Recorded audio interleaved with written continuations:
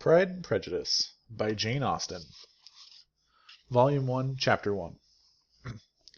It is a truth universally acknowledged that a single man in possession of a good fortune must be in want of a good wife.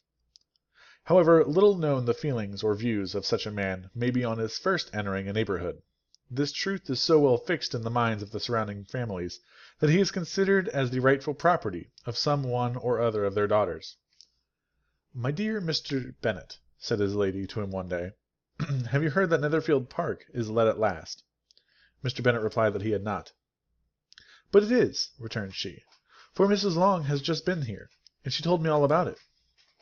Mr. Bennet made no answer. "Do not you want to know who has taken it?" cried his wife impatiently. "You want to tell me, and I have no objection to hearing it."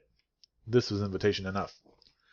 "Why, my dear, you must know. Mrs. Long says that Netherfield is taken by a young man of large fortune from the north of England, that he came down on Monday in a chaise and four to see the place, and was so much delighted with it that he agreed with Mrs. Morris immediately, that he is to take possession before Michaelmas, and some of his servants are to be in the house by the end of the next week."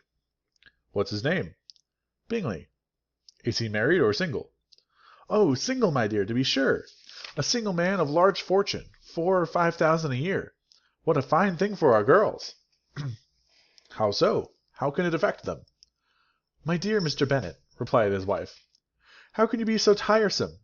You must know that I am thinking of his marrying one of them." "Is that his design in settling here?" "Design? Nonsense! How can you talk so? But it is very likely that he may fall in love with one of them, and therefore you must visit him as soon as he comes." "I see no occasion for that. You and the girls may go, or you may send them by themselves, which perhaps will be still better, for, as you are as handsome as any of them, Mr. Bingley might like you the best of the party." "My dear, you flatter me. I certainly have had my share of beauty, but I do not pretend to be anything extraordinary now. When a woman has 5 grown-up daughters, she ought to give over thinking of her own beauty." "In such cases, a woman has not often much beauty to think of." "But, my dear, you must indeed go and see Mr. Bingley when he comes into our neighbourhood." "It is more than I engaged for, I assure you." "But consider your daughters. Only think what an establishment it would be for one of them. Sir William and Lady Lucas are determined to go, merely on that account, for in general, you know they visit no newcomers. Indeed, you must go, for it will be impossible for us to visit him, if you do not." "You are over-scrupulous, surely. I dare say Mr. Bingley will be very glad to see you, and I will send a few lines by you to assure him of my hearty consent to his marrying whichever he chooses of the girls, though I must throw in a good word for my little Lizzie." "I desire you will do no such thing. Lizzie is not a bit better than the others, and I am sure she is not half so handsome as Jane, nor half so good-humoured as Lydia, but you are always giving her a preference." "They have none of them much to recommend them," replied he. "They are all silly and ignorant like other girls, but Lizzie has something more of a quickness than her sisters." "Mr. Bennet, how can you abuse your own children in such a way? You take delight in vexing me. You have no compassion on my poor nerves." "You mistake me, my dear. I have a high respect for your nerves. They are my old friends. I have heard you mention them with consideration these 20 years at least." "Ah, you do not know what I suffer." "But I hope you will get over it, and live to see many young men of 4,000 a year come into the neighbourhood." "It will be no use to us if 20 such should come, since you will not visit them." "Depend upon it, my dear, that when there are 20 I will visit them all." Mr. Bennet was so odd a mixture of quick parts, sarcastic humour, reserve, and caprice, that the experience of 23 years had been insufficient to make his wife understand his character. Her mind was less difficult to develop. She was a woman of mean understanding, little information, and uncertain temper. When she was discontented, she fancied herself nervous. The business of her life was to get her daughters married. Its solace was visiting and news. Chapter 2. Mr. Bennet was among the earliest of those who waited on Mr. Bingley. He had always intended to visit him, though to the last always assuring his wife that he should not go, until the evening after the visit was paid. She had no knowledge of it. It was then disclosed in the following manner. Observing his second daughter employed in trimming a hat, he suddenly addressed her with, "I hope Mr. Bingley will like it, Lizzie." "We are not in a way to know what Mr. Bingley likes," said her mother resentfully, "since we are not to visit." "But you forget, mamma," said Elizabeth, "that we shall meet him at the assemblies, and that Mrs. Long has promised to introduce him. I do not believe Mrs. Long will do any such thing. She has 2 nieces of her own. She is a selfish, hypocritical woman, and I have no opinion of her. No more have I, said Mr. Bennet, and I am glad to find that you do not depend on her serving you. Mrs. Bennet deigned not to make any reply, but unable to contain herself, began scolding one of her daughters. Don't keep coughing so, Kitty, for heaven's sake. Have a little compassion on my nerves. You tear them to pieces. Kitty has no discretion in her coughs, said her father. She times them ill. I do not cough for my own amusement, replied Kitty, fretfully. When is your next ball to be, Lizzie? Tomorrow fortnight. Aye, so it is, cried her mother, and Mrs. Long does not come back till the day before, so it will be impossible for her to introduce him, for she will not know him herself. Then, my dear, you may have the advantage of your friend, and introduce Mr. Bingley to her. Impossible, Mr. Bennet, impossible. When I am not acquainted with him myself, how can you be so teasing? I honour your circumspection. A fortnight's acquaintance is certainly very little. One cannot know what a man really is by the end of a fortnight. But if we do not venture, somebody else will. And after all, Mrs. Long and her nieces must stand their chance. And therefore, as she will think it an act of kindness, if you decline the office, I will take it on myself. The girls stared at their father. Mrs. Bennet said only, Nonsense, nonsense! What could be the meaning of that emphatic exclamation? Cried he. Do you consider the forms of introduction, and the stress that is laid on them, as nonsense? I cannot quite agree with you there. What say you, Mary? For you are a young lady of deep reflection, I know, and read great books, and make extracts. Mary wished to say something very sensible, but knew not how. While Mary is adjusting her ideas, he continued, let us return to Mr. Bingley. I am sick of Mr. Bingley, cried his wife. I am sorry to hear that, but why did you not tell me so before? If I had known as much this morning, I certainly would not have called on him. It is very unlucky, but as I have actually paid the visit, we cannot escape the acquaintance now. The astonishment of the ladies was just what he wished, that of Mrs. Bennet perhaps surpassing the rest, though when the first tumult of joy was over, she began to declare that it was what she had expected all the while. How good it was in you, my dear Mr. Bennet! But I knew I should persuade you at last. I was sure you loved our girls too well to neglect such an acquaintance. Well, how pleased I am! And it is such a good joke, too, that you should have gone this morning, and never said a word about it until now. Now, Kitty, you may cough as much as you choose, says Mr. Bennet, and as he spoke he left the room, fatigued with the raptures of his wife. What an excellent father you have, girls, she said, when the door was shut. I do not know how you will ever make him amends for his kindness, or me either, for that matter. At our time of life it is not so pleasant, I can tell you, to be making new acquaintance every day, but for your sakes we would do anything. Lydia, my love, though you are the youngest, I dare say Mr. Bingley will dance with you at the next ball. Oh, said Lydia stoutly, I am not afraid, for though I am the youngest, I am the tallest. The rest of the evening was spent in conjecturing how soon he would return Mr. Bennet's visit, and determining when they should ask him to dinner. Chapter 3. Not all that Mrs. Bennet, however, with the assistance of her 5 daughters, could ask on the subject was sufficient to draw from her husband any satisfactory description of Mr. Bingley. They attacked him in various ways, with barefaced questions, ingenious suppositions, and distant surmises, but he eluded the skill of them all, and they were at last obliged to accept the second-hand intelligence of their neighbour Lady Lucas. Her report was highly favourable. Sir William had been delighted with him.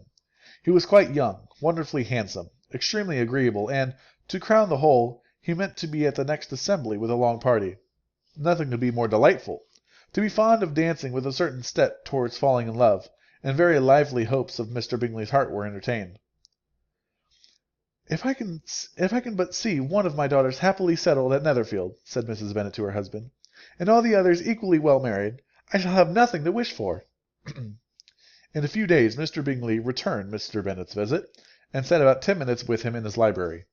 He had entertained hopes of being admitted to a sight of the young ladies, of whose beauty he had heard much, but he saw only the father.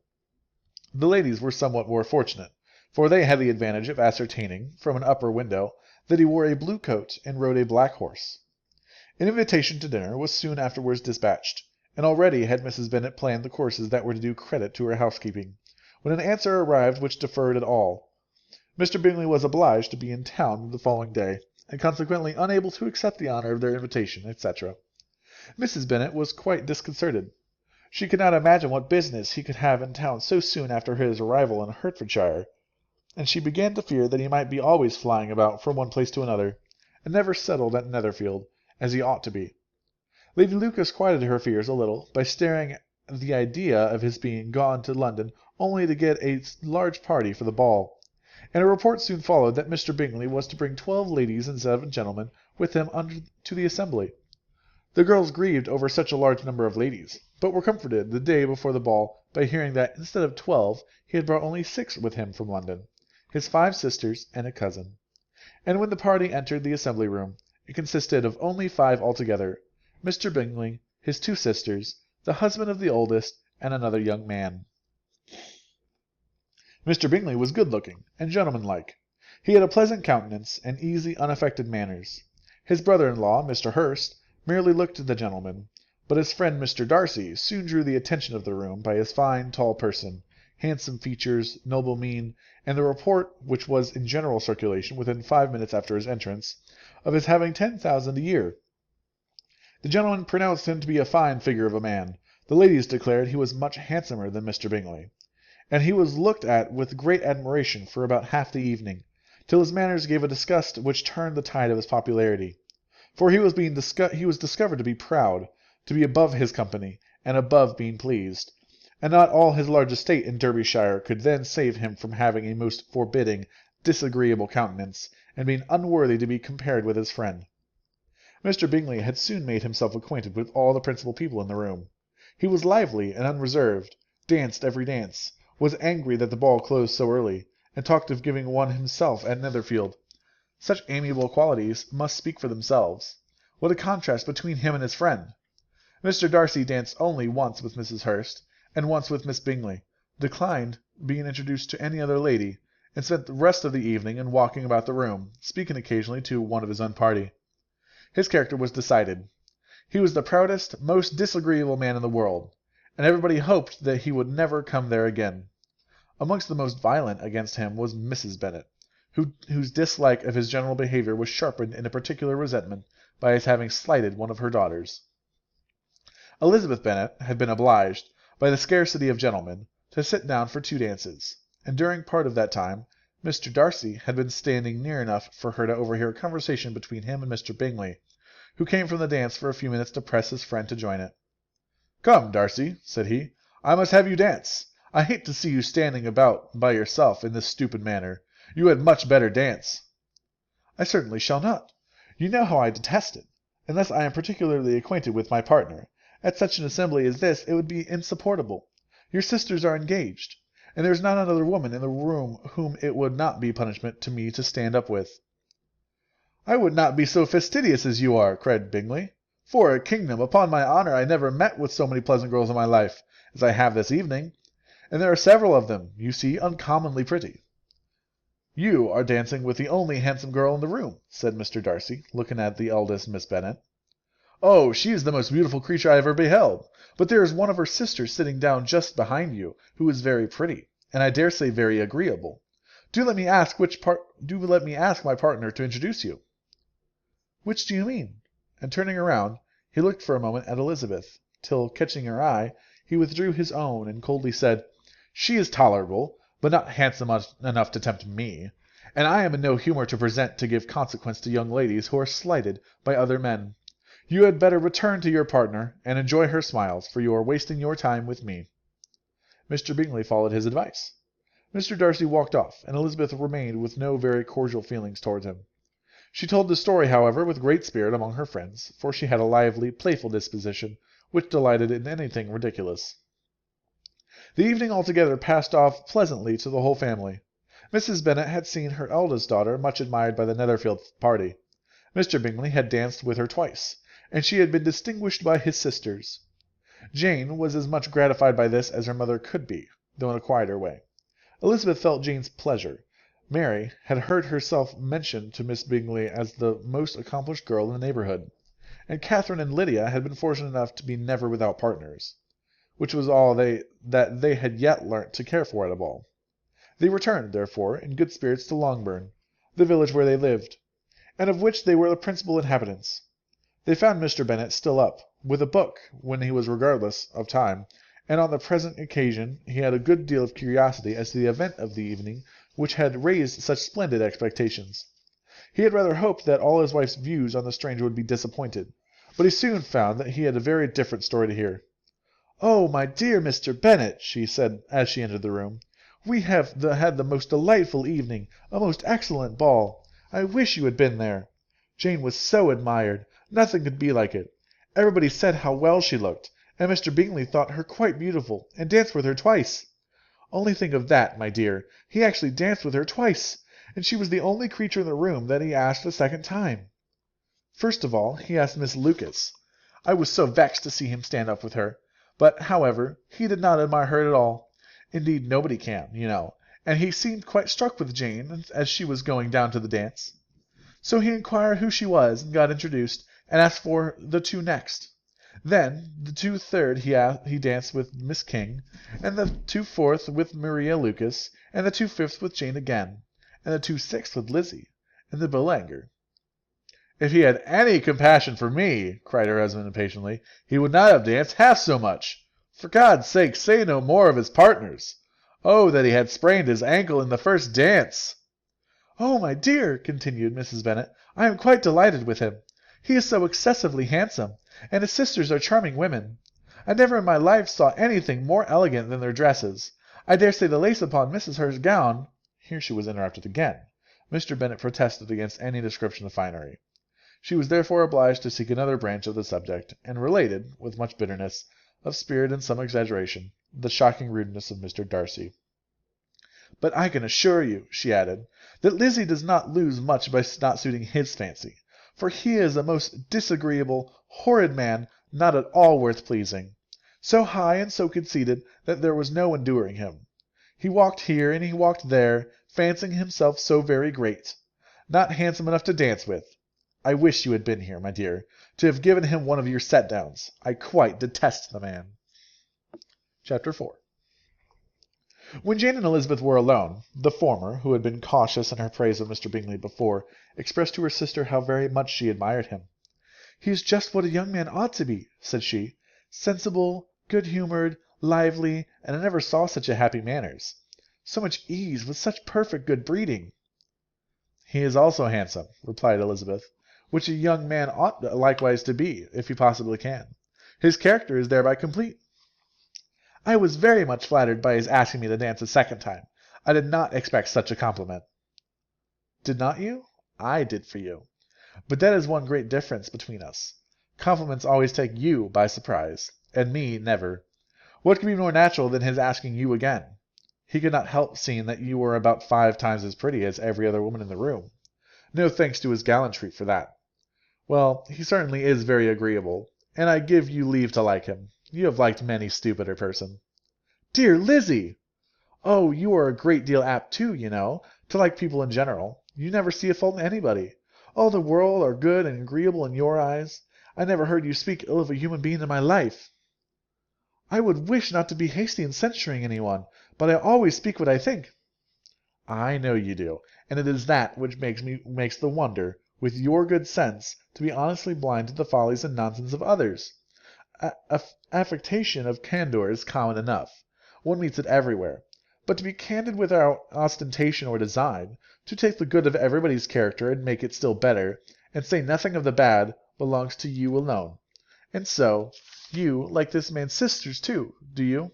Their manners are not equal to his." "Certainly not, at first. But they are very pleasing women when you converse with them. Miss Bingley is to live with her brother and keep his house, and I am much mistaken if we shall not find a very charming neighbour in her." Elizabeth listened in silence, but she was not convinced.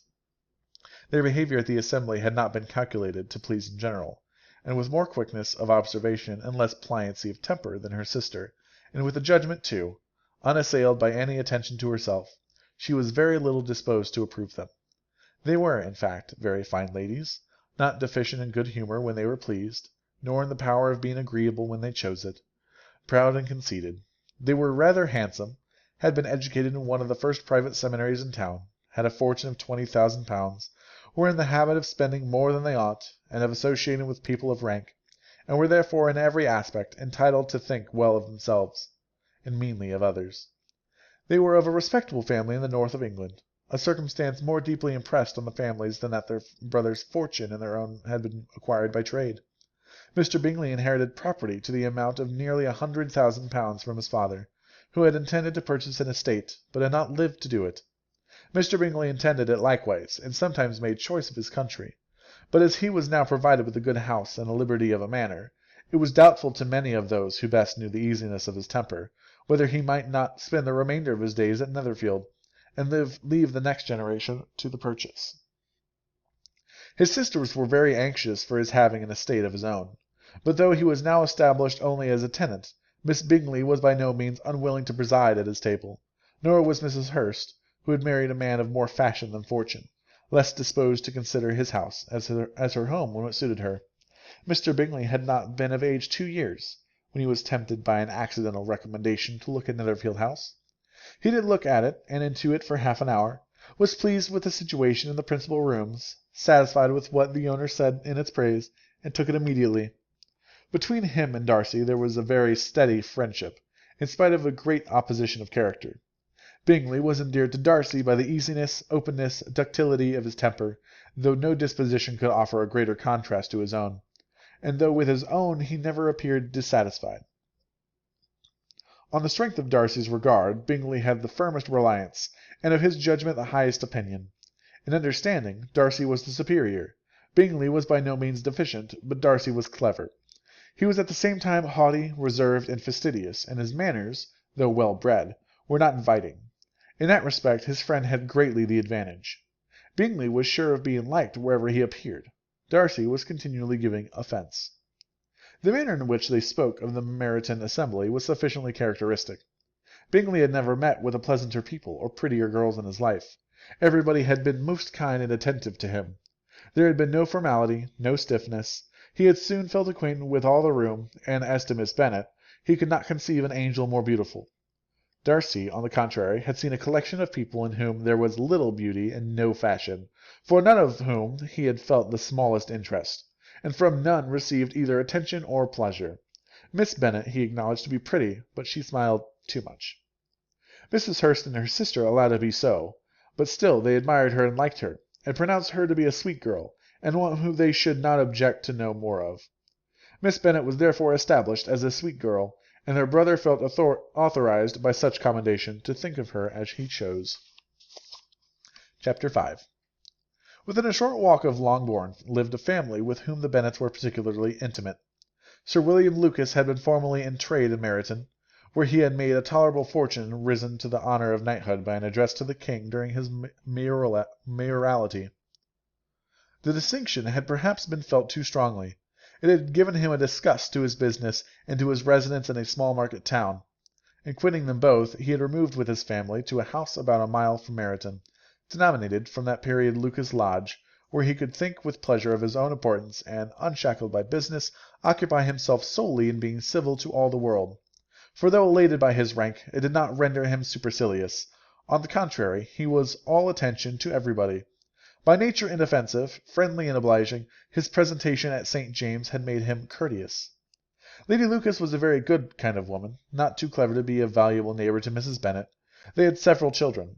The eldest of them, a sensible, intelligent young woman, about 27, was Elizabeth's intimate friend. That the Miss Lucases and the Miss Bennets should meet to talk over a ball was absolutely necessary, and the morning after the assembly brought the former to Longbourn to hear and to communicate. "You began the evening well, Charlotte," said Mrs. Bennet, with civil self-command to Miss Lucas. "You were Miss Bingley's first choice." "Yes, but he seemed to like the second better." "Oh, you mean Jane. I suppose because he danced with her twice. To be sure, that did seem as if he admired her. Indeed, I rather believe he did. I heard something about it, but I hardly know what. Something about Mr. Robinson." "Perhaps you mean what I overheard between him and Mr. Robinson. Did not I mention it to you? Mr. Robinson's asking him how he liked our Meryton assemblies, and whether he did not think there were a great many pretty women in the room, and which he thought was the prettiest? And his answering immediately to the last question, 'Oh, the eldest Miss Bennet, beyond a doubt. There cannot be two opinions upon that point.'" Upon my word! Well, that was very decided indeed. That does seem as if... But, however, it may all come to nothing, you know. My overhearings were more to the purpose than yours, Eliza, said Charlotte. Mr. Darcy is not so well worth listening to as his friend, is he? Poor Eliza, to be only just tolerable. I beg you would not put into Lizzie's head to be vexed by his ill treatment, for he is such a disagreeable man that it would be quite a misfortune to be liked by him. Mrs. Long told me last night that he sat close to her for half an hour without once opening his lips. Are you quite sure, ma'am? Is not there a little mistake? Said Jane. I certainly saw Mr. Darcy speaking to her. Aye, because she asked him at last how he liked Netherfield, and he could not help answering her. But she said he seemed very angry being spoke to. Miss Bingley told me, said Jane, that he never speaks much unless among his intimate acquaintance. With them he is remarkably agreeable. I do not believe a word of it, my dear. If he had been so very agreeable, he would have talked to Mrs. Long. But I can guess how it was. Everybody says that he is ate up with pride, and I dare say he had heard somehow that Mrs. Long does not keep a carriage, and had come to the ball in a hack-chaise. I do not mind his talking to Mrs. Long, said Mrs. Lucas, but I wish he had danced with Eliza. Another time, Lizzie, said her mother, I would not dance with him if I were you. I believe, ma'am, I may safely promise you never dance with him. His pride, said Miss Lucas, does not offend me so much as pride often does, because there is an excuse for it. One cannot wonder that so fine a young man, with family, fortune, everything in his favour, should think highly of himself. If I may so express it, he has a right to be proud. That is very true, replied Elizabeth, and I could easily forgive his pride, if he had not mortified mine. Pride, observed Mary, who piqued herself upon the solidity of her reflections, is a very common failing, I believe. By all that I have ever read, I am convinced that it is very common indeed, that human nature is particularly prone to it, and that there are very few of us who do not cherish a feeling of self-complacency on the score of some quality or other, real or imaginary. Vanity and pride are different things, though the words are often used synonymously. A person may be proud without being vain. Pride relates more to our opinion of ourselves. Vanity is what we would have others think of us. If I were as rich as Mr. Darcy, cried a young Lucas who came with his sisters, I should not care how proud I was. I would keep a pack of foxhounds, and drink a bottle of wine every day. Then you would drink a great deal more than you ought, said Mrs. Bennet. And if I were to see you at it, I should take away your bottle directly. The boy protested that she should not. She continued to declare that she would, and the argument ended only with the visit. Chapter 6. The ladies of Longbourn soon waited on those of Netherfield. The visit was returned in due form. Miss Bennet's pleasing manners grew on the goodwill of Mrs. Hurst and Miss Bingley, and though the mother was found to be intolerable and the younger sisters not worth speaking to, a wish of being better acquainted with them was expressed towards the two eldest. By Jane this attention was received with the greatest pleasure, but Elizabeth still saw superciliousness in their treatment of everybody, hardly excepting even her sister, and could not like them, though their kindness to Jane, such as it was, had a value, as arising in all probability from the influence of their brother's admiration. It was generally evident, whenever they met, that they did admire her, and to her it was equally evident that Jane was yielding to the preference which she had begun to entertain for him from the first, and was in a way to be very much in love, but she considered with pleasure that it was not likely to be discovered by the world in general, since Jane united with great strength of feeling a composure of temper and uniform cheerfulness of manner, which would guard her from the suspicions of the impertinent. She mentioned this to her friend Miss Lucas. It may perhaps be pleasant, replied Charlotte, to be able to impose on the public in such a case, but it is sometimes a disadvantage to be so very guarded. If a woman conceals her affection with the same skill from an object of it, she may lose the opportunity of fixing him, and it will then be but poor consolation to believe the world equally in the dark. There is so much of gratitude or vanity in almost every attachment that it is not safe to leave any to itself. We can all begin freely. A slight preference is natural enough, but there are very few of us who have heart enough to be really in love without encouragement. In 9 cases out of 10, a woman had better show more affection than she feels. Bingley likes your sister undoubtedly, but he may never do more than like her if she does not help him on. But she does help him on, as much as her nature will allow. If I can perceive her regard for him, he must be a simpleton indeed not to discover it too. Remember, Eliza, that he does not know Jane's disposition as you do. But if a woman is partial to a man, and does not endeavor to conceal it, he must find it out. Perhaps he must, if he sees enough of her. But though Bingley and Jane meet tolerably often, it is never for many hours together, and as they always see each other in large mixed parties, it is impossible that every moment should be employed in conversing together. Jane should therefore make the most of every half-hour in which she can command his attention. When she is secure of him, there will be leisure for falling in love as much as she chooses. Your plan is a good one, replied Elizabeth, where nothing is in question but the desire of being well married, and if I were determined to get a rich husband, or any husband, I dare say I should adopt it. But these are not Jane's feelings. She is not acting by design. As yet she cannot even be certain of the degree of her own regard, nor of its reasonableness. She has known him only a fortnight. She danced 4 dances with him at Meryton. She saw him one morning at his own house, and has since dined in company with him 4 times. This is not quite enough to make her understand his character. Not as you represent it. Had she merely dined with him, she might only have discovered whether he had a good appetite. But you must remember that 4 evenings have been also spent together, and 4 evenings may do a great deal. Yes, these 4 evenings have enabled them to ascertain that they both like Vinton better than commerce, but with respect to any other leading characteristic, I do not imagine that much has been unfolded. Well, said Charlotte, I wish Jane success with all my heart, and if she were married to him tomorrow, I should think she has as good a chance of happiness as if she were be studying his character for a 12-month. Happiness in marriage is entirely a matter of chance. If the dispositions of the parties are ever so well known to each other, or ever so similar beforehand, it does not advance their felicity in the least. They always contrive to grow sufficiently unlike afterwards, to have their share of vexation, and it is better to know as little as possible of the defects of the person with whom you are to pass your life. You make me laugh, Charlotte, but it is not sound. You know it is not sound, and that you would never act in this way yourself.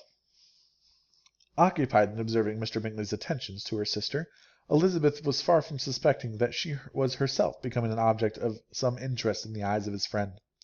Mr. Darcy had at first scarcely allowed her to be pretty. He had looked at her without admiration at the ball, and when they had next met, he looked at her only to criticize. But no sooner had he made it clear to himself and his friends that she had hardly a good feature in her face, than he began to find it was rendered uncommonly intelligent by the beautiful expression of her dark eyes. To this discovery succeeded some others equally mortifying. Though he had detected with a critical eye more than one failure of perfect symmetry in her form, he was forced to acknowledge her figure to be light and pleasing, and in spite of his asserting that her manners were not those of the fashionable world, he was caught by their easy playfulness. Of this she was perfectly unaware. To her he was only the man who had made himself agreeable nowhere, and who had not thought her handsome enough to dance with. He began to wish to know more of her, and as a step towards conversing with her himself, attended to her conversation with others. His doing so drew her notice. It was at Sir William Lucas's, where a large party were assembled. "What does Mr. Darcy mean," said she to Charlotte, "by listening to my conversation with Colonel Forster?" "That is a question which Mr. Darcy only can answer." "But if he does it any more, I shall certainly let him know that I see what he is about. He has a very satirical eye, and if I do not begin by being impertinent myself, I shall soon grow afraid of him." On his approaching them soon afterwards, though without seeming to have any intention of speaking, Miss Lucas defied her friend to mention such a subject to him, which immediately provoking Elizabeth to do it, she turned to him and said, Did not you think, Mr. Darcy, that I expressed myself uncommonly well just now, when I was teasing Colonel Forster to give us a ball at Meryton?" With great energy, but it is a subject which always makes a lady energetic." "You are severe on us." "It will be her turn soon to be teased," said Miss Lucas. "I am going to open the instrument, Eliza, and you know what follows." "You are a very strange creature by way of a friend, always wanting me to play and sing before anybody and everybody. If my vanity has taken a musical turn, you would have been invaluable, but as it is, I would really rather not sit down before those who must be in the habit of hearing the very best performers." On Miss Lucas's persevering, however, she added, Very well, very well. If it must be so, it must. And gravely, glancing at Mr. Darcy, there is a fine old saying, which everybody here is of course familiar with, keep your breath to cool your porridge. And I shall keep mine to swell my song. Her performance was pleasing, though by no means capital. After a song or two, and before she could reply to the entreaties of several that she would sing again, she was eagerly succeeded at the instrument by her sister Mary, who, having in consequence of being the only plain one in the family, worked hard for knowledge and accomplishments, was always impatient for display. Mary had neither genius nor taste, and though vanity had given her application, it had given her likewise a pedantic air and conceited manner, which would have injured a higher degree of excellence than she had reached. Elizabeth, easy and unaffected, had been listened to with much more pleasure, though not playing half so well, and Mary, at the end of the long concerto, was glad to purchase praise and gratitude by Scotch and Irish airs, at the request of her younger sisters, who, with some of the Lucases and 2 or 3 officers, joined eagerly in dancing at one end of the room.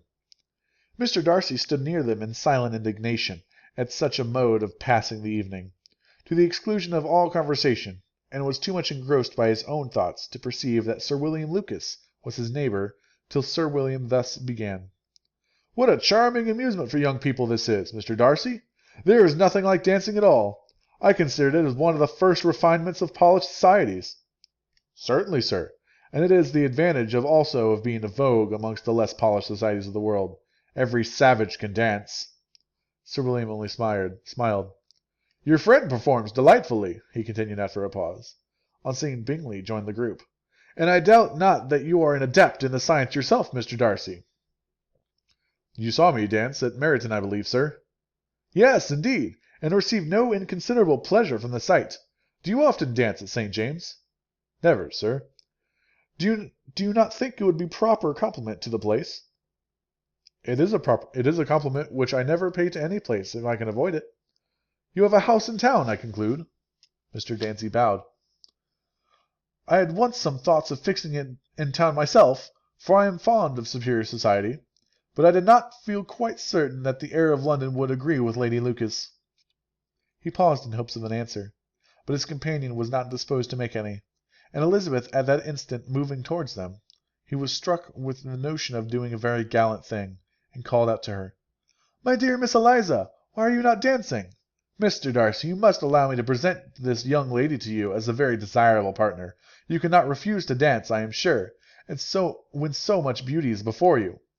And, taking her hand, he would have given it to Mr. Darcy, who, though extremely surprised, was not unwilling to receive it, when she instantly drew back, and said with some discomposure to Sir William, "Indeed, sir, I have not the least intention of dancing.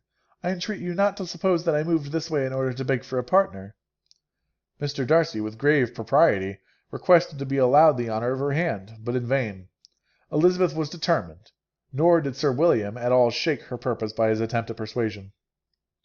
"You excel so much in the dance, Miss Eliza, that it is cruel to deny me the happiness of seeing you, and though this gentleman dislikes the amusement in general, he can have no objection, I am sure, to oblige us for 1/2 hour." "Mr. Darcy is all politeness," said Elizabeth, smiling.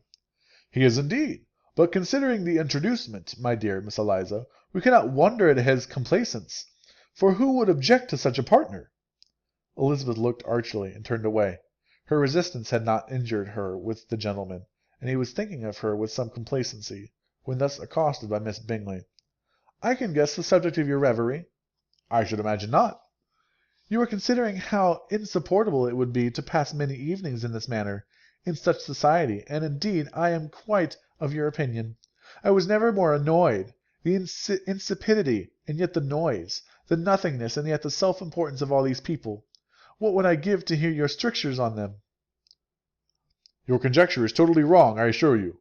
My mind was more agreeably engaged. I have been meditating on the very great pleasure which a pair of fine eyes in the face of a pretty woman can bestow." Miss Bingley immediately fixed her eyes on his face, and desired he would tell her what lady had the credit of inspiring such reflections. Mr. Darcy replied with great intrepidity, "Miss Elizabeth Bennet." "Miss Elizabeth Bennet!" repeated Miss Bingley. "I am all astonishment. How long has she been such a favourite? And pray when am I to wish you joy?" "That is exactly the question which I expected you to ask.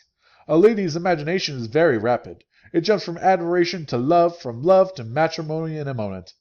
I knew you would be wishing me joy." "Nay, if you are so serious about it, I shall consider the matter as absolutely settled. You will have a charming mother-in-law indeed, and of course she will be always at Pemberley with you." He listened to her with perfect indifference, while she chose to entertain herself in this manner. And as his composure convinced her that all was safe, her wit flowed long.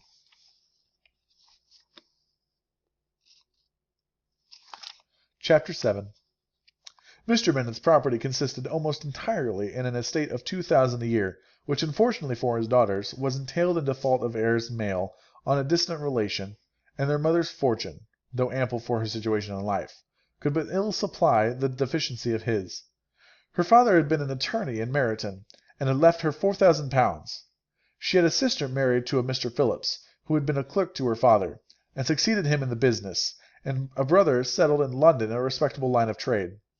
The village of Longbourn was only 1 mile from Meryton, a most convenient distance for the young ladies, who were usually tempted thither 3 or 4 times a week, to pay their duty to their aunt, and to a milliner's shop just over the way. The 2 youngest of the family, Catherine and Lydia, were particularly frequent in these attentions. Their minds were more vacant than their sisters', and when nothing better offered, a walk to Meryton was necessary to amuse their morning hours and furnish conversation for the evening. And however bare of news the country in general might be, they always contrived to learn some from their aunt. At present, indeed, they were well supplied both with news and happiness by the recent arrival of a militia regiment in the neighbourhood. It was to remain the whole winter, and Meryton was the headquarters. Their visits to Miss Phillips were now productive of the most interesting intelligence. Every day added something to their knowledge of the officers' names and connections. Their lodgings were not long secret, and at length they began to know the officers themselves. Mr. Phillips visited them all, and this opened to his nieces a source of felicity unknown before. They could talk of nothing but officers, and Mr. Bingley's large fortune, the mention of which gave animation to their mother, was worthless in their eyes when opposed to the regimentals of an ensign. After listening one morning to their effusions of this subject, Mr. Bonnet coolly observed, "From all that I can collect by your manner of talking, you must be 2 of the silliest girls in the country. I have suspected it some time, but I am now convinced." Catherine was disconcerted and made no answer, but Lydia, with perfect indifference, continued to express her admiration of Captain Carter, and her hope of seeing him in the course of the day, as he was going the next morning to London. "I am astonished, my dear," said Mrs. Bennet, "that you should be so ready to think your own children silly. If I wish to think slightingly of anybody's children, it should not be of my own, however." "If my children are silly, I must hope to be always sensible of it." "Yes, but as it happens, they are all of them very clever." "This is the only point, I flatter myself, on which we do not agree. I had hoped that our sentiments coincided in every particular, but I must so far differ from you as to think our 2 young daughters uncommonly foolish." "My dear Mr. Bennet, you must not expect such girls to have the sense of their father and mother. When they get to our age, I dare say they will not think about officers any more than we do. I remember the time when I liked a red coat myself very well, and indeed so I do still at my heart, and if a smart young colonel, with 5 or 6,000 a year, should want one of my girls, I shall not say nay to him. And I thought Colonel Forster looked very becoming the other night with Sir William's in his regimentals." "Mamma," cried Lydia, "my aunt says that Colonel Forster and Captain Carter do not go often to Miss Watson's as they did when they first came. She sees them now very often standing in Clark's library." Mrs. Bennet was prevented replying by the entrance of a footman with a note for Miss Bennet. It came from Netherfield, and the servant waited for an answer. Miss Bennet's eyes sparkled with pleasure, and she was eagerly calling out while her daughter read. "Well, Jane, who is it from? What is it about? What does he say? Well, Jane, make haste and tell us. Make haste, my love." "It is from Miss Bingley," said Jane, and then she read it aloud. "My dear friend, if you are not so compassionate as to dine to-day with Louisa and me, we shall be in danger of hating each other for the rest of our lives. For a whole day's tete-a-tete between 2 women can never end without a quarrel. Come as soon as you can on the receipt of this. My brother and the gentlemen are to dine with the officers. Yours ever, Caroline Bingley." "With the officers!" cried Lydia. "I wonder my aunt did not tell us of that." "Dining out," said Mrs. Bennet. "Then it's very unlucky." "Can I have the carriage?" said Jane. "No, my dear, you had better go on horseback, because it seems likely to rain, and then you must stay all night." "That would be a good scheme," said Elizabeth, "if you were sure that they would not offer to send her home." "Oh, but the gentlemen will have Mr. Bingley's chaise to go to Meryton, and the Hursts have no horses to theirs." "I had much rather go in the coach." "But, dear, your father cannot spare the horses, I am sure. They are wanted in the farm, Mr. Bennet, are they not?" "They are wanted in the farm much oftener than I can get them." "But if you have got them to-day," said Elizabeth, "my mother's purpose will be answered." She did at last extort from her father an acknowledgment that the horses were engaged. Jane was therefore obliged to go on horseback, and her mother attached her to the door with many cheerful prognostics of a bad day. Her hopes were answered. Jane had not been gone long before it rained hard. Her sisters were uneasy for her, but her mother was delighted. The rain continued the whole evening without intermission. Jane certainly could not come back. "This was a lucky idea of mine indeed," said Mrs. Bennet. "More than once, as if the credit of making it rain were all her own." Till the next morning, however, she was not aware of all the felicity of her contrivance. Breakfast was scarcely over when a servant from Netherfield brought the following note for Elizabeth. "My dearest Lizzie, I find myself very unwell this morning, which, I suppose, is to be imputed to my getting wet yesterday. My kind friends will not hear of my returning home till I am better. They insist also on my seeing Mr. Jones. Therefore, do not be alarmed if you should hear of his having been to me, and excepting a sore throat and headache, there is not much that matter with me. Yours, etc." "Well, my dear," said Mr. Bennet, when Elizabeth had read the note aloud, "if your daughter should have a dangerous fit of illness, if she should die, it would be a comfort to know that it was all in pursuit of Mr. Bingley, and under your orders." "Oh, I am not at all afraid of her dying. People do not die of little trifling colds. She will be taken good care of. As long as she stays there it is all very well. I would go and see her if I could have the carriage." Elizabeth, feeling really anxious, was determined to go to her, though the carriage was not to be had, and as she was no horsewoman, walking was her only alternative. She declared her resolution. "How can you be so silly," cried her mother, "as to think of such a thing, and all this dirt? You will not be fit to be seen when you get there." "I shall be very fit to see Jane, which is all I want." "Is this a hint to me, Lizzie?" said her father, "to send for the horses?" "No, indeed, I do not wish to avoid the walk. The distance is nothing. When one has a motive, only 3 miles. I shall be back by dinner." "I admire the activity of your benevolence," observed Mary, "but every impulse of feeling should be guided by reason, and, in my opinion, exertion should always be in the proportion of what is required." "We will go as far as Meryton with you," said Catherine and Lydia. Elizabeth accepted their company, and the 3 young ladies set off together. "If we make haste," said Lydia, as they walked along, "perhaps we may see something of Captain Carter before he goes." In Meryton they parted. The 2 youngest repaired to the lodgings of one of the officers' wives, and Elizabeth continued her walk alone, crossing field after field at a quick pace, jumping over stiles and springing over puddles with impatient activity, and finding herself at last within view of the house, with weary ankles, dirty stockings, and a face glowing with the warmth of exercise. She was shown into the breakfast parlour, where all but Jane were assembled, and where her appearance created a great deal of surprise. That she should have walked 3 miles so early in the day, in such dirty weather, and by herself, was almost incredible to Mrs. Hurst and Miss Bingley, and Elizabeth was convinced that they held her in contempt for it. She was received, however, very politely by them, and in their brother's manners there was something better than politeness. There was good humour and kindness. Mr. Darcy said very little, and Mr. Hurst nothing at all. The former was divided between admiration of the brilliancy which exercise had given to her complexion, and doubt as to the occasions justifying her coming so far alone. The latter was thinking only of breakfast. Her inquiries after her sister were not very favourably answered. Miss Bennet had slept ill, and though up, was very feverish and not well enough to leave her home. Elizabeth was glad to be taken to her immediately, and Jane, who had only been withheld by the fear of giving alarm or inconvenience from expressing in her note how much she had longed for such a visit, was delighted at her entrance. She was not equal, however, to much conversation, and when Miss Bingley left them together, she could attempt little besides expressions of gratitude for the extraordinary kindness she was treated with. Elizabeth silently attended her. When breakfast was over, they were joined by the sisters, and Elizabeth began to like them herself, when she saw how much affection and solicitude they showed for Jane. The apothecary came, and having examined his patient, said, as might be supposed, that she had caught a violent cold, and that they must endeavour to get the better of it, advised her to return to bed, and promised her some draughts.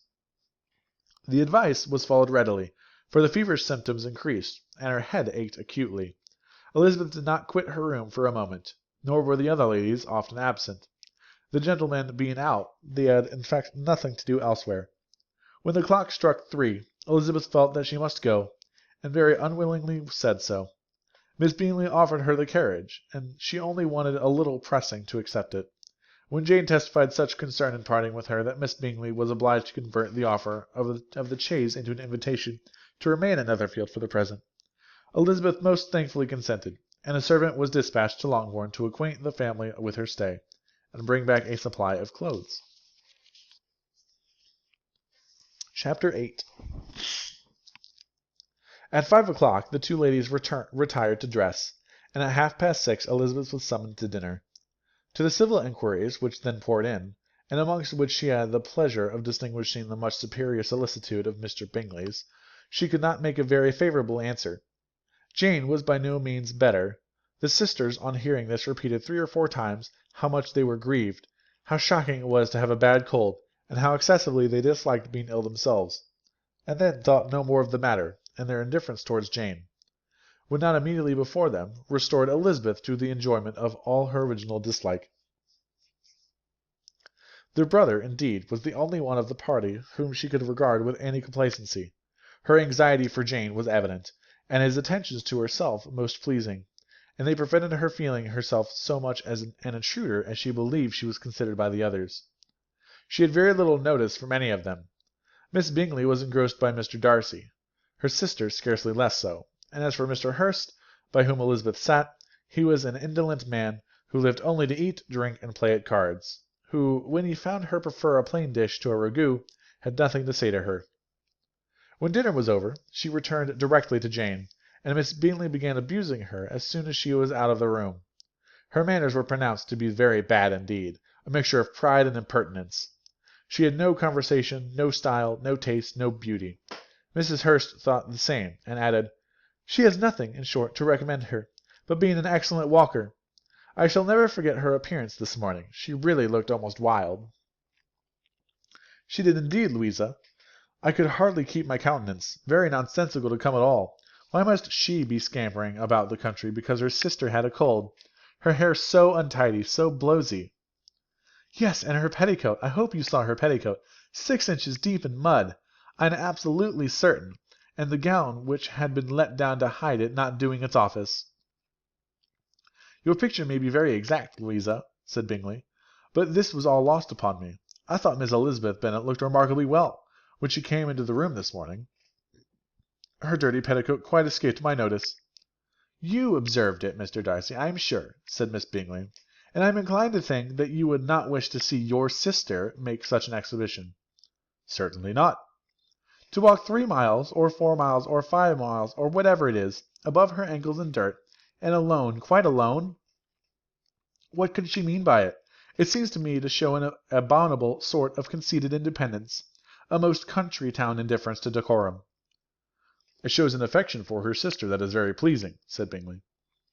"I am afraid, Mr. Darcy," observed Miss Bingley, in a half whisper, "that this adventure has rather affected your admiration of her fine eyes." "Not at all," he replied. "They were brightened by the exercise." A short pause followed his speech, and Mrs. Hurst began again. "I have an excessive regard for Jane Bennet. She is really a very sweet girl, and I wish with all my heart that she were settled. But with such a father and mother, and such low connections, I am afraid there is no chance of it." I think I may have heard you say that their uncle is an attorney in Meryton. Yes, and they have another, who lives somewhere near Cheapside. That is capital, added her sister, and they both laughed heartily. If they had uncles enough to fill all Cheapside, cried Bingley, it would not make them one jot less agreeable. But it must be very materially lessen their chance of marrying men of any consideration in the world, replied Darcy. To his speech Bingley made no answer, but his sisters gave their hearty assent, and indulged their mirth for some time at the expense of their dear friend's vulgar relations. With a renewal of tenderness, however, they repaired to her room on leaving with dining parlour, and sat with her till summoned to coffee. She was still very poorly, and Elizabeth would not quit her at all till late in the evening, when she had the comfort of seeing her asleep, and when it appeared to her rather right than pleasant that she should go downstairs herself. On entering the drawing-room, she found the whole party at loo, and was immediately invited to join them, but suspecting them to be playing high, she declined it, and making her sister the excuse, said she would amuse herself for the short time she could, stay below with a book. Mr. Hurst looked at her with astonishment. "Do you prefer reading to cards?" said he. "That is rather singular." "Miss Eliza Bennet," said Miss Bingley, "despises cards. She is a great reader, and has no pleasure in anything else." "I deserve neither such praise nor such censure," cried Elizabeth. "I am not a great reader, and I have pleasure in many things." "In nursing your sister I am sure you have pleasure," said Bingley, "and I hope it will soon be increased by seeing her quite well." Elizabeth thanked him from her heart, and then walked toward the table where a few books were lying. He immediately offered to fetch her others, all that his library afforded. "And I wish my collection were larger for your benefit and my own credit, but I am an idle fellow, and though I have not money, I have more than I ever look into." Elizabeth assured him that she could suit herself perfectly with those in the room. "I am astonished," said Miss Bingley, "that my father should have left so small a collection of books. What a delightful library you have at Pemberley, Mr. Darcy." "It ought to be good," he replied. "It has been the work of many generations." "And then you have added so much to it yourself. You are always buying books." "I cannot comprehend the neglect of a family library in such days as these." "Neglect! I am sure you neglect nothing that can add to your beauties of that noble place. Charles, when you build your house, I wish it may be half as delightful as Pemberley." "I wish it may." "But I would really advise you to make your purchase in the neighbourhood, and take Pemberley for a kind of model. There is not a finer country in England than Derbyshire." "With all my heart I will buy Pemberley itself if Darcy will sell it." "I am talking of possibilities, Charles." "Upon my word, Caroline, I should think it more possible to get Pemberley by purchase than by imitation." Elizabeth was so much caught by what passed as to leave her very little attention for her books, and soon, laying it wholly aside, she drew near the card table, and stationed herself between Mr. Bingley and his eldest sister to observe the game. "Is Miss Darcy much grown since the spring?" said Miss Bingley. "Will she be as tall as I am?" "I think she will. She is now about Miss Elizabeth Bennet's height, or rather taller." "How I long to see her again! I never met with anybody who delighted me so much. Such a countenance, such manners, and so extremely accomplished for her age. Her performance on the pianoforte is exquisite." "It is amazing to me," said Bingley, "how young ladies can have patience to be so very accomplished as they all are." "All young ladies accomplished! My dear Charles, what do you mean?" "Yes, all of them, I think. They all paint tables, cover screens, and net purses. I scarcely know anyone who cannot do all this, and I am sure I never heard a young lady spoken of for the first time without being informed that she is very accomplished." "Your list of the common extent of accomplishments," said Darcy, "has too much truth. The word is applied to many a woman who deserves it no otherwise than by netting a purse or covering a screen. For I am very far from agreeing with you in your estimation of ladies in general. I cannot boast of knowing more than half a dozen, in the whole range of my acquaintance, that are really accomplished." "Nor I am sure," said Miss Bingley. "Then," observed Elizabeth, "you must comprehend a great deal in your idea of an accomplished woman." "Yes, I do comprehend a great deal in it." "Oh, certainly," cried his faithful assistant. "No one can be really esteemed accomplished who does not greatly surpass what is usually met with. A woman must have a thorough knowledge of music, singing, drawing, dancing, and the modern languages, to deserve the word, And besides all this, she must possess a certain something in her air and manner of walking, the tone of her voice, her address and expressions, or the word will be but half deserved. All this she must possess, added Darcy, and to all this she must yet add something more substantial, in the improvement of her mind by extensive reading. I am no longer surprised at your knowing only 6 accomplished women. I rather wonder now at your knowing any. Are you so severe upon your own sex as to doubt the possibility of all this? I never saw such a woman. I never saw such capacity and taste and application and elegance as you describe united. Mrs. Hurst and Miss Bingley both cried out against the injustice of her implied doubt, and were both protesting that they knew many women who answered this description, when Mr. Hurst called them to order, with bitter complaints of their inattention to what was going forward. As all conversation was thereby at an end, Elizabeth soon afterwards left the room. "Eliza Bennet," said Miss Bingley, when the door was closed on her, is one of those young ladies who seek to recommend themselves to the other sex by undervaluing their own, as with many men, I dare say, succeeds. But in my opinion it is a paltry device, a very mean art." "Undoubtedly," replied Darcy, to whom this remark was chiefly addressed. "There is meanness in all the arts, which ladies sometimes condescend to employ for captivation. Whatever bears affinity to cunning is despicable." Miss Bingley was not so entirely satisfied with this reply as to continue the subject. Elizabeth joined them again only to say that her sister was worse, and that she could not leave her. Bingley urged Mr. Jones being sent for immediately, while his sisters, convinced that no country advice could be of any service, recommended an express to town for one of the most eminent physicians. This she would not hear of, but she was not so unwilling to comply with her brother's proposal, and it was settled that Mr. Jones should be sent for early in the morning if Miss Bennet were not decidedly better. Bingley was quite uncomfortable. His sisters declared that they were miserable. They solaced their wretchedness, however, by duets after supper, while he could find no better relief to his feelings than by giving his housekeeper directions that every possible attention might be paid to the sick lady and her sister. Chapter 9. Elizabeth passed the chief of the night in her sister's room, and in the morning had the pleasure of being able to send a tolerable answer to the enquiries which she very early received from Mr. Bingley by the housemaid, and some time afterwards from the 2 elegant ladies who waited on the sisters. In spite of this amendment, however, she requested to have a note sent to Longbourn, desiring her mother to visit Jane, and form her own judgment of her situation. The note was immediately dispatched, and its contents as quickly compiled with. Mrs. Bennet, accompanied by her 2 youngest girls, reached Netherfield soon after the family breakfast. Had she found Jane in any apparent danger, Mrs. Bennet would have been very miserable. But being satisfied, on seeing her, that her illness was not alarming, she had no wish of her recovering immediately, as her restoration to health would probably remove her from Netherfield. She would not listen, therefore, to her daughter's proposal of being carried home. Neither did the apothecary, who arrived about the same time, think it at all advisable. After sitting a little while with Jane, on Miss Bingley's appearance and invitation, the mother and 3 daughters all attended her into the breakfast parlour.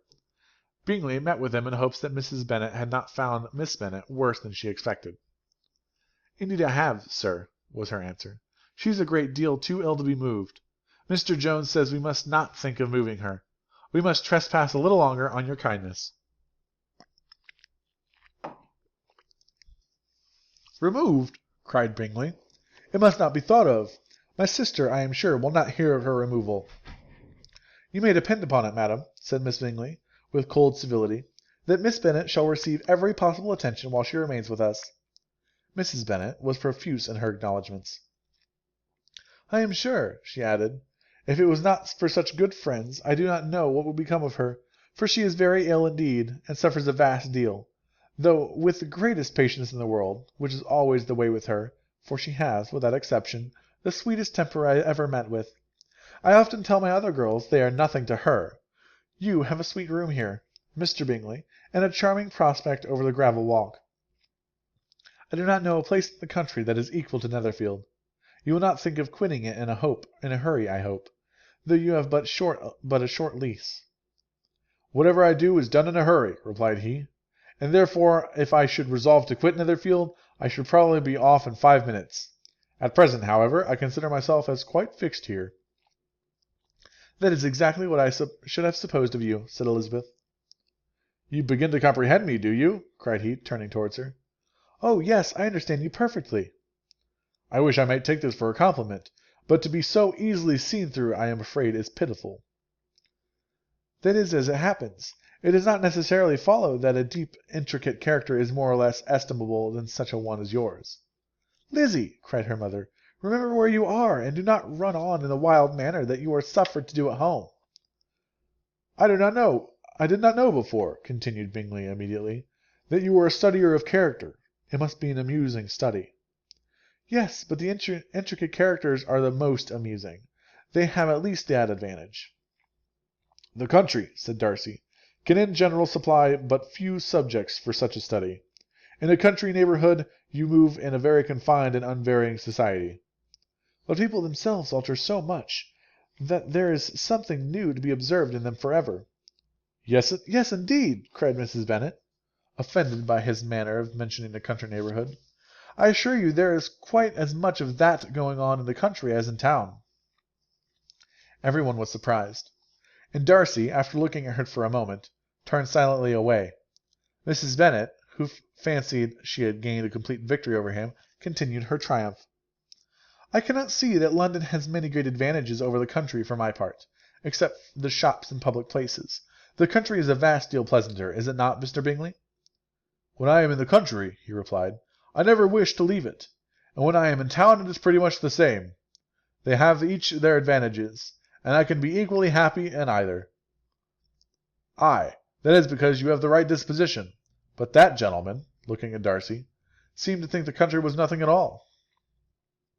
"Indeed, mamma, you are mistaken," said Elizabeth, blushing for her mother. "You quite mistook Mr. Darcy. He only meant that there were not such a variety of people to be met with in the country as in town, which you must acknowledge to be true." "Certainly, my dear, nobody said there were. But as to not meeting with many people in the neighbourhood, I believe there are few neighbourhoods larger. I know we dine with 24 families." Nothing but concern for Elizabeth could enable Bingley to keep his countenance. His sister was less delicate, and directed her eye towards Mr. Darcy with a very expressive smile. Elizabeth, for the sake of saying something that might turn her mother's thoughts, now asked her if Charlotte Lucas had been at Longbourn since her coming away. "Yes, she called him yesterday with her father. What an agreeable man Sir William is! Mr. Bingley, is he not? So much the man of fashion, so genteel and so easy. He had always something to say to everybody. That is my idea of good breeding, and those persons who fancy themselves very important and never open their mouths quite mistake the matter." "Did Charlotte dine with you?" "No, she would go home. I fancy she was wanted about the mince pies. For my part, Mr. Bingley, I always keep servants that can do their own work. My daughters are brought up differently. But everybody is to judge for themselves, and the Lucases are very good sort of girls, I assure you.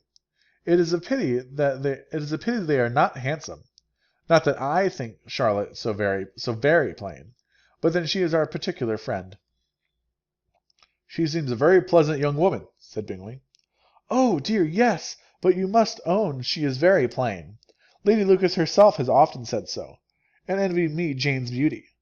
I do not like to boast of my own child, to be sure. Jane, one does not often see anybody better looking. It is what everybody says.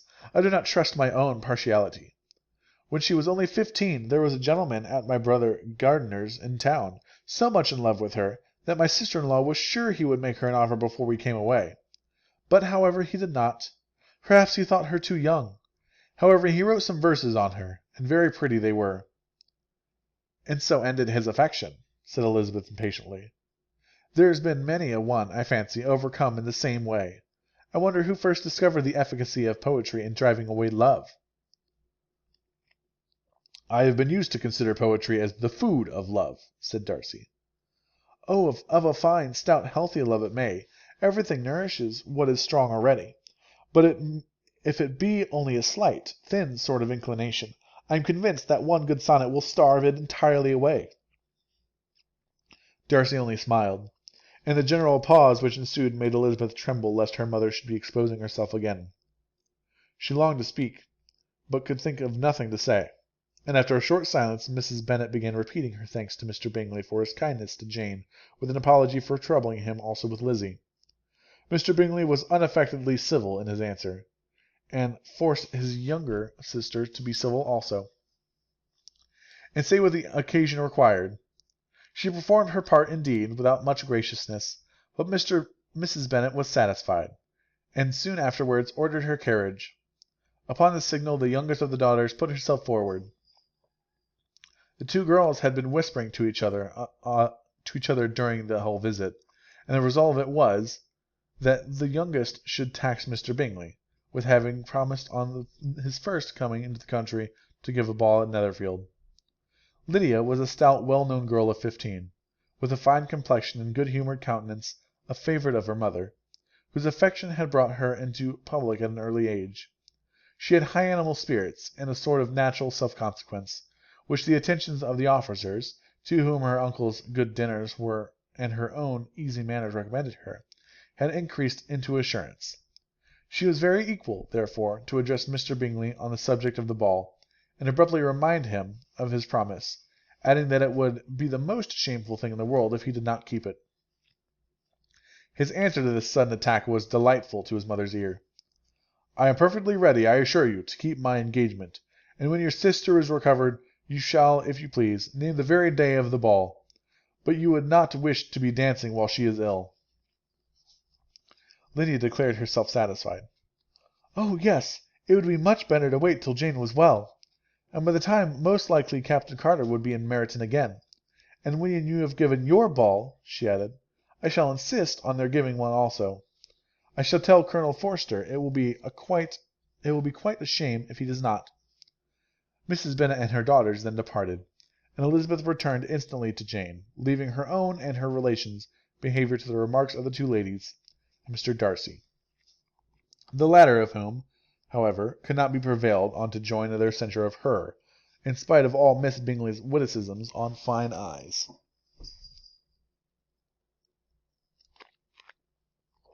Chapter 10.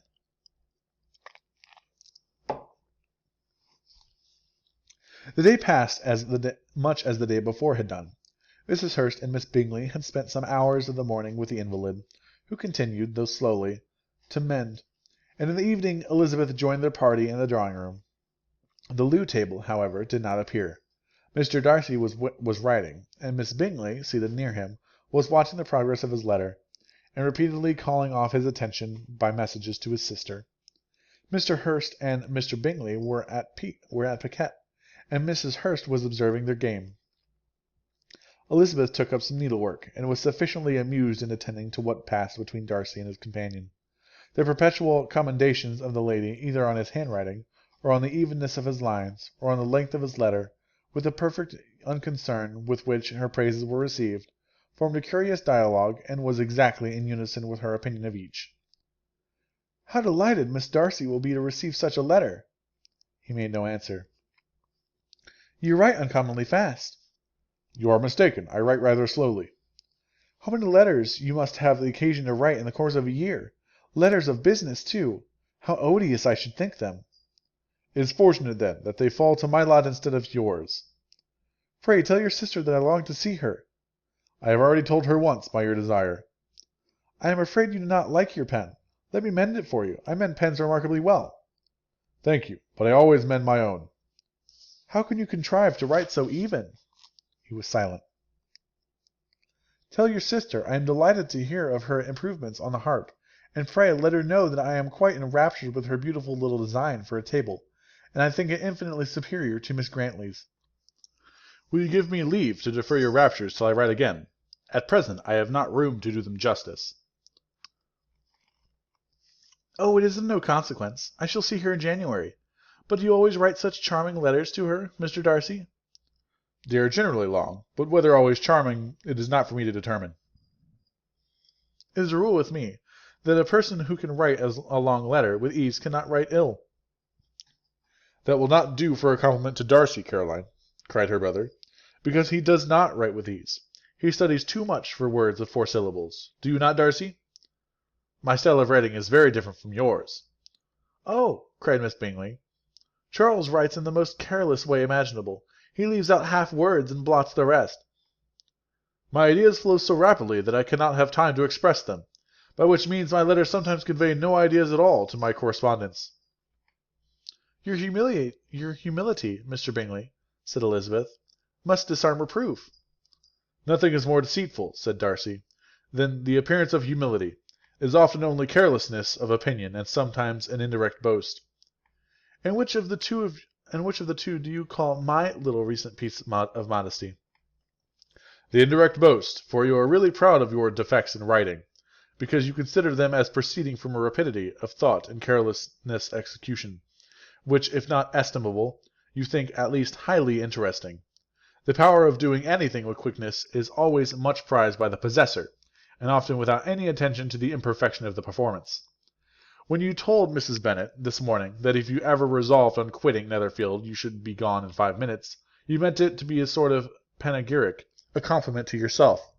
And yet what is there so very laudable in a precipitance which must leave very necessary business undone, and can be of no real advantage to yourself or anyone else? Nay, cried Bingley, this is too much, to remember at night all the foolish things that were said in the morning. And yet, upon my honour, I believed what I said to myself to be true, and I believe it at this moment. At least, therefore, I did not assume the character of needless precipitance merely to show off before the ladies. I dare say you believed it, but I am by no means convinced that you would be gone with such celerity. Your conduct would be quite as dependent on chance as that of any man I know, and if, as you are mounting your horse, a friend were to say, Bingley, you had better stay till next week, you would probably do it. You would probably not go, and at another word might stay a month. You have only proved by this, cried Elizabeth, that Mr. Bingley did not do justice to his own disposition. You have shown him off now much more than he did himself. I am exceedingly gratified, said Bingley, by your converting what my friend says into a compliment on the sweetness of my temper.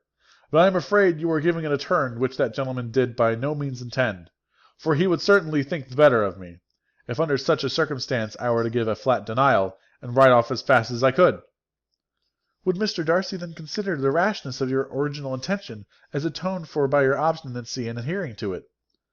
Upon my word, I cannot exactly explain the matter. Darcy must speak for himself.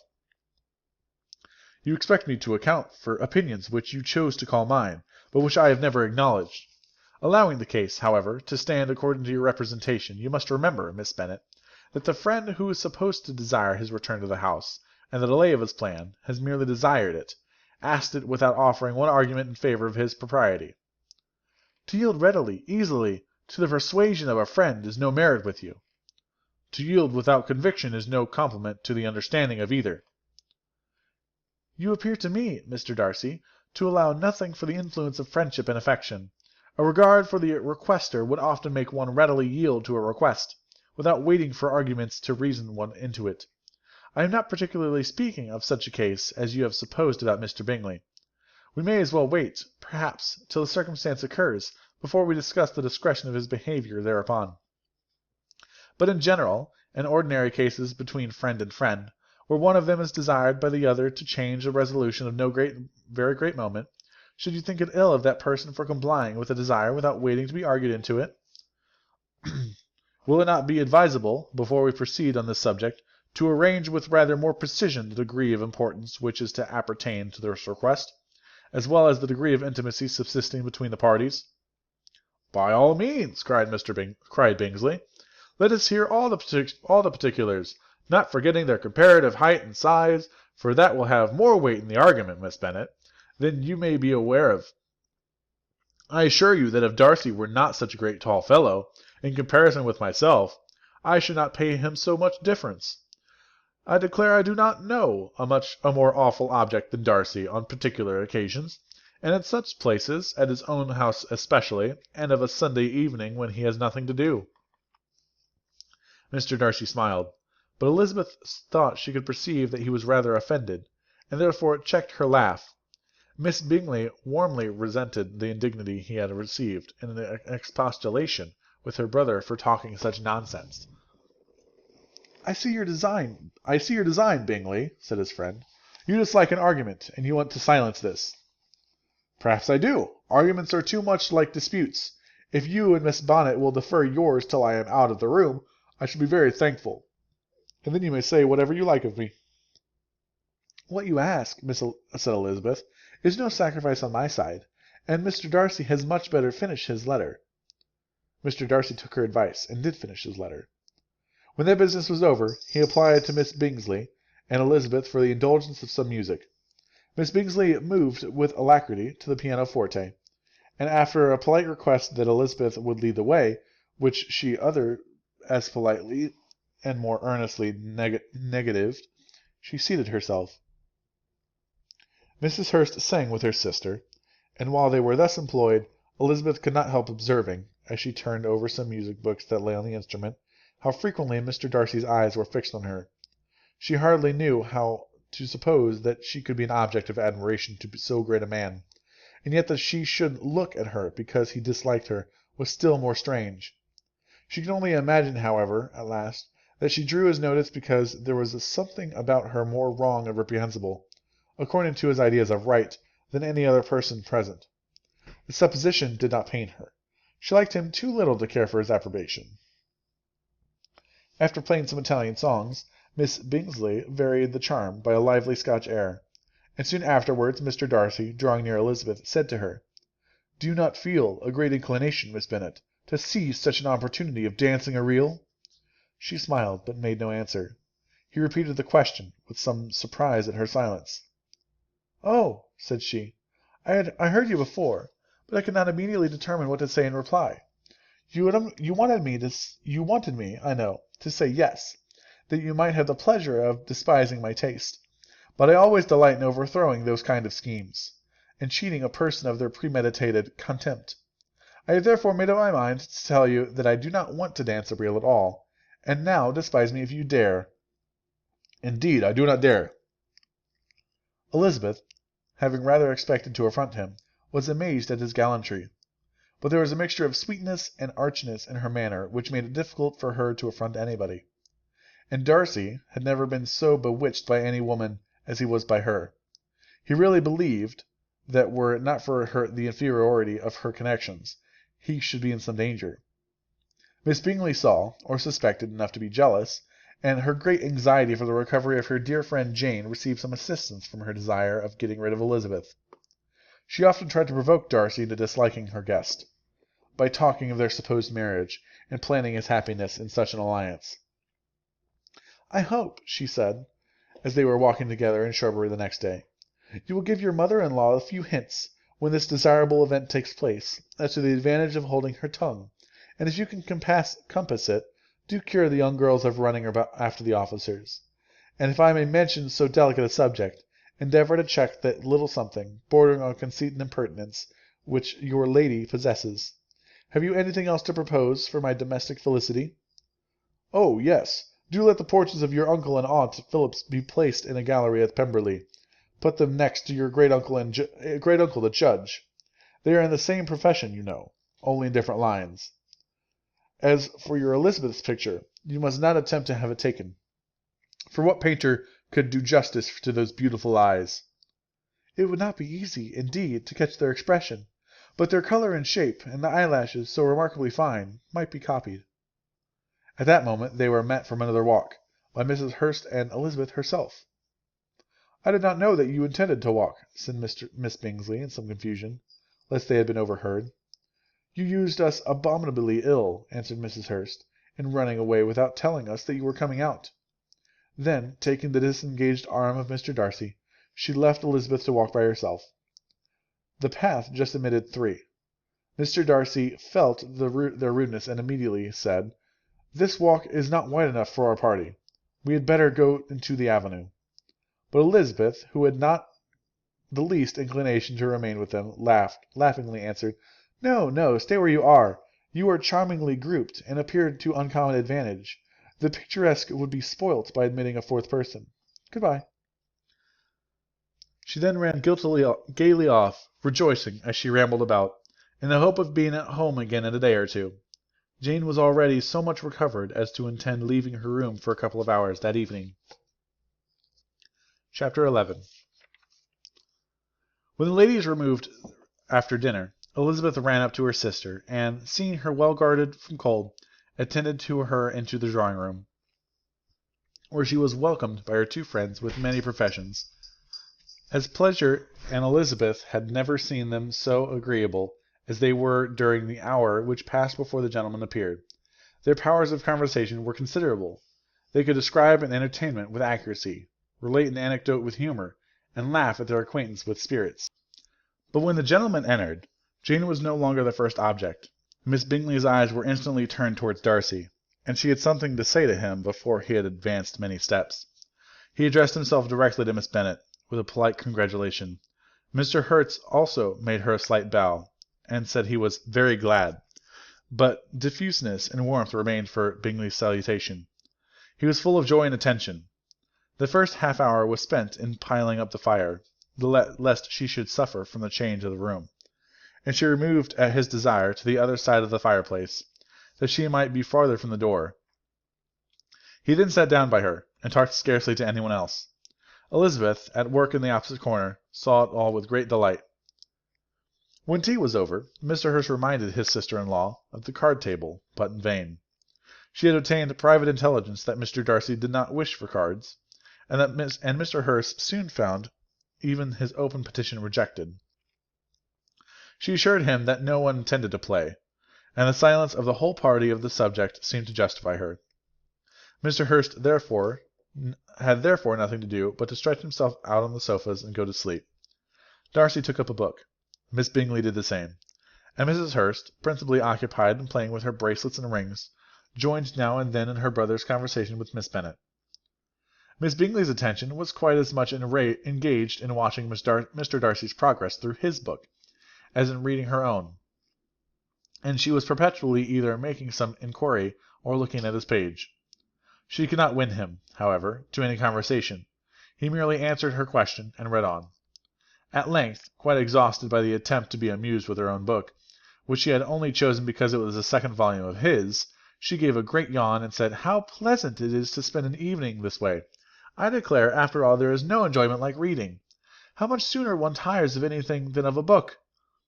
When I have a house of my own, I shall be miserable if I have not an excellent library." No one made a reply. She then yawned again, threw aside her book, and cast her eyes around the room in quest of some amusement, when, hearing her brother mentioning a ball to Miss Bennet, she turned suddenly towards him and said, "By the by, Charles, are you really serious in meditating a dance at Netherfield? I would advise you, before you determine on it, to consult the wishes of the present party. I am much mistaken if there are not some among us for whom a ball would be rather a punishment than a pleasure." "If you mean Darcy," cried her brother, "he may go to bed if he chooses, before it begins.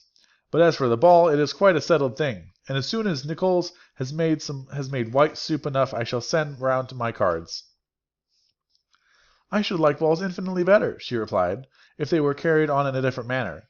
But there is something insufferably tedious in the usual process of such a meeting. It would surely be much more rational if conversation instead of dancing made the order of the day." "Much more rational, my dear Caroline, I dare say, but it would not be near so much like a ball." Miss Bingley made no answer, and afterwards got up and walked out of the room. Her figure was elegant, and she walked well, but Darcy, at whom it was all aimed, was still inflexibly studious. In the desperation of her feelings, she resolved on one more effort, and turning to Elizabeth, said, "Miss Eliza Bennet, let me persuade you to follow my example, and take a turn about the room. I assure you it is very refreshing after sitting so long in one attitude." Elizabeth was surprised, but agreed to it immediately. Miss Bingley succeeded no less in the real object of her civility. Mr. Darcy looked up. He was as much awake to the novelty of attention in that quarter as Elizabeth herself could be, and unconsciously closed his book. He was directly invited to join their party, but he declined it, observing that he would imagine but two motives for their choosing to walk up and down the room together, with either of which motives his joining them would interfere. What could he mean? She was dying to know what could be his meaning, and asked Elizabeth whether she could at all understand him. Not at all, was her answer. But depend upon it, he means to be severe on us, and our surest way of disappointing him will be to ask nothing about it. Miss Bingley, however, was incapable of disappointing Mr. Darcy in anything, and persevered, therefore, in requiring an explanation of his two motives. "I have not the smallest objection to explaining them," said he, as soon as she allowed him to speak. "You either choose this method of passing the evening because you are in each other's confidence, and have secret affairs to discuss, or because you are conscious that your figures appear to be the greatest advantage in walking. In the first, I should be completely in your way, and if the second, I can admire you much better as I sit by the fire." "Oh, shocking!" cried Miss Bingley. "I never heard anything so abominable. How shall we punish him for such a speech?" "Nothing so easy, if you have but the inclination," said Elizabeth. "We can all plague and punish one another. Tease him, laugh at him, intimate as you are, you must know how it is to be done." "But upon my honour I do not. I do assure you that my intimacy has not yet taught me that. Tease calmness of temper and presence of mind. No, I feel he may defy us there. And as to laughter, we will not expose ourselves, if you please, by attempting to laugh without a subject. Mr. Darcy may hug himself." "Mr. Darcy is not to be laughed at," cried Elizabeth. "That is an uncommon advantage, and uncommon I hope it will continue, for it would be a great loss to me to have such acquaintance. I dearly love a laugh." "Miss Bingley," said he, "has given me credit for more than can be. The wisest and the best of men, nay, the wisest and best of their actions, may be rendered ridiculous by a person whose first object in life is a joke." "Certainly," replied Elizabeth, "there are such people, but I hope I am not one of them. I hope I never ridicule what is wise or good. Follies or nonsense, whims and inconsistencies do divert me, I own, and I laugh at them whenever I can. But these, I suppose, are precisely what you are without." "Perhaps that is not possible for anyone, but it has been the study of my life to avoid those weaknesses which often excuse a strong understanding to ridicule." "Such as vanity and pride." "Yes, vanity is a weakness indeed, but pride, where there is a real superiority of mind, pride will always be under good regulation." Elizabeth turned away to hide a smile. "Your examination of Mr. Darcy is over, I presume," said Miss Bingley. "And pray what is the result?" "I am perfectly convinced by it that Mr. Darcy has no defect. He owns himself without disguise." "No," said Darcy, "I have made no such pretension. I have faults enough, but they are not, I hope, of understanding. My temper I dare not vouch for. It is, I believe, too little yielding, certainly too little for the convenience of this world. I cannot forget the follies and the vices of others so soon as I ought, nor their offences against myself. My feelings are not puffed about with every attempt to move them. My temper would perhaps be called resentful. My good opinion, once lost, is lost forever." "That is a failing indeed," cried Elizabeth. "Implacable resentment is a shade in a character. But you have chosen your fault well. I really cannot laugh at it. You are safe from me." "There is, I believe, in every disposition a tendency to some particular evil, a natural defect, which not even the best education can overcome." "And your defect is a propensity to hate everybody." "And yours," he replied with a smile, "is wilfully to misunderstand them." "Do let us have a little music," cried Miss Bingley, tired of a conversation in which she had no share. Louisa, you will not mind her waking Mr. Hurst." Her sister had made not the smallest objection, and the pianoforte was opened. And Darcy, after a few moments' recollection, was not sorry for it. He began to feel the nature of paying Elizabeth too much attention. Chapter 12. In consequence of an agreement between the sisters, Elizabeth wrote the next morning to her mother, to beg that the carriage might be sent for them in the course of the day. But Mrs. Bennet, who had calculated on her daughters remaining at Netherfield till the following Tuesday, which would exactly finish Jane's week, could not bring herself to receive them with pleasure before. Her answer, therefore, was propitious, at least not to Elizabeth's wishes, for she was impatient to get home. Mrs. Bennet sent them word that they could not possibly have the carriage before Tuesday, and in her postscript it was added that, if Mr. Bingley and his sister pressed them to stay longer, she could spare them very well. Against staying longer, however, Elizabeth was positively resolved. nor did she much expect it would be asked, and fearful, on the contrary, as being considered as intruding themselves needlessly long, she urged Jane to borrow Mr. Bingley's carriage immediately. And at length it was settled that their original design of leaving Netherfield that morning should be mentioned, and the request made. The communication excited many professions of concern, and enough was said of wishing them to stay, at least till the following day, to work on Jane, and till the morrow their going was deferred. Miss Bingley was then sorry that she had proposed the delay, for her jealousy and dislike of one sister much exceeded her affection for the other. The master of the house heard with real sorrow that they were to go soon, and repeatedly tried to persuade Miss Bennet that it would not be safe for her, that she was not enough recovered. But Jane was firm where she felt herself to be right. To Mr. Darcy it was welcome intelligence. Elizabeth had been at Netherfield long enough. She attracted him more than he liked, and Miss Bingley was uncivil to her, and more teasing than usual to himself. He wisely resolved to be particularly careful that no sign of admiration should now escape him. Nothing that could alleviate her with the hope of influencing his felicity, sensible that if such an idea had been suggested, his behaviour during the last day must have material weight in confirming or crushing it.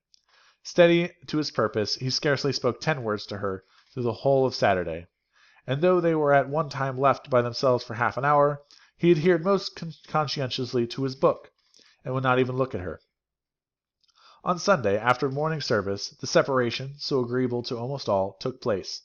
Miss Bingley's civility to Elizabeth increased at last very rapidly, as well as her affection for Jane, and when they parted, after assuring the latter of the pleasure it would always give her to see her either at Longbourn or Netherfield, and embracing her most tenderly, she even shook hands with the former. Elizabeth took leave of the whole party in the liveliest spirits. They were not welcomed home very cordially by their mother. Mrs. Bennet wondered at their coming, and thought them very wrong to give so much trouble, and was sure Jane would have caught cold again. But their father, though very laconic in his expressions of pleasure, was really glad to see them. He had felt their importance in the family circle. The evening conversation, when they were all assembled, had lost much of its animation, and almost all its sense, by the absence of Jane and Elizabeth.